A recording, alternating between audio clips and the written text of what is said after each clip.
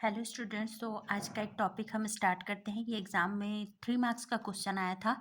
दहन की उदाहरण लेकर दहन के एंथैल्पी को समझाइए। तो अब ये आई थिंक 2 या 3 मार्क्स का क्वेश्चन था।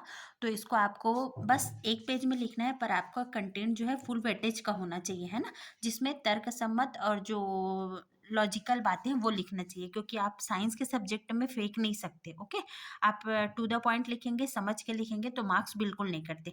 अब दहन की एंथैल्पी क्या है, तो इसका परिभाषा क्या है। दहन का मतलब क्या है, किसी भी चीज का जलना। और कोई भी चीज का दहन, है ना, हम जैसे दाह संस्कार बोलते हैं तो बॉडी को जलाया जाता है, सिंपल।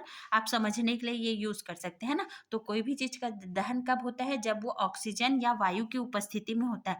और बिना वायु या ऑक्सीजन की उपस्थिति में दहन नहीं हो सकता। इसको समझने के लिए, यदि आप चूल्हा में लकड़ी से आग जलाते हो, है ना, और यदि हम पूरे लकड़ी को इकट्ठे रख देंगे तो उस लकड़ी का दहन होगा क्या, नहीं होगा। और यदि हम उस लकड़ी के बीच में गैप करते हैं जिससे ऑक्सीजन या वायु जाए, तो उस लकड़ी का दहन होता है। ओके, तो उसी को परिभाषा के रूप में हम क्या लिखेंगे, किसी पदार्थ के 1 मोल के, है ना। अब ये साइंटिफिक टर्म्स में केमिस्ट्री में 1 मोल लिखा जाता है। जैसे क्या बोलना चाहिए, 1 दर्जन में 12 पीसेज होते हैं, है ना। सैकड़ा में 100 होता है। वैसे ही हम केमिस्ट्री में कोई भी पदार्थ का जब परिभाषा लिखते हैं तो उसे मोल के रूप में लिखा जाता है। तो क्या है, किसी पदार्थ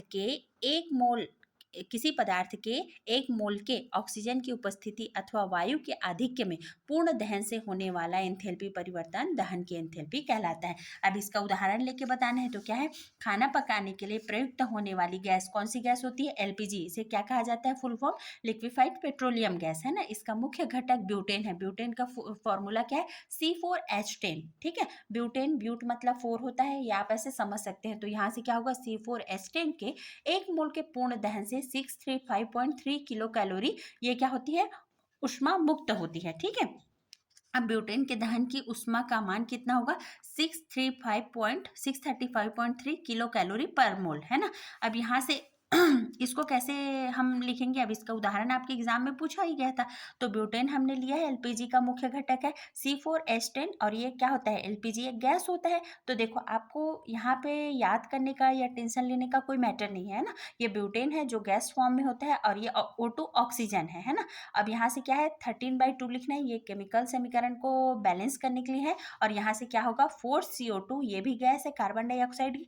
और ये वाटर जो है, हम पता है वाटर तीनों फॉर्म में पाया जाता है, सॉलिड, लिक्विड, गैस। तो यहाँ पे क्या होगा, G गैस। तो यहाँ पे इसको याद करने का बेस्ट तरीका है C4H10G 4CO2। ओके, और यहाँ से 13/2 O2 गैस है, यहाँ 5H2O। उसके बाद ये मान del H is equal to -635.3 kilo calorie.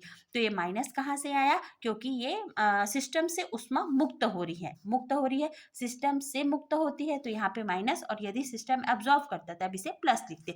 अब इसका अनुप्रयोग क्या है, तो देखो, इसको 4 अनुप्रयोग है। यौगिक की संरचना के निर्धारण में, भोजन की कैलोरी के मान के परिकलन में। देखो, आजकल जिन लोग वेट मेंटेन करते हैं तो उसमें या फिर जो प्लेयर्स हैं उन्हें उनके डाइट में कैलोरी मेंटेन किया जाता है। ठीक है, तो पहला क्या है, यौगिक की संरचना, भोजन की कैलोरी, और यौगिक के संभवन की एंथैल्पी, मतलब कोई भी यौगिक के निर्माण में कितनी एंथैल्पी उष्मा की आवश्यकता होगी, और ईंधन का उसमें मान या कैलोरी मान ज्ञात करने में। तो जब आप ऐसे पढ़ते हो ना, समझ के खुद ही रिवाइज किया करो।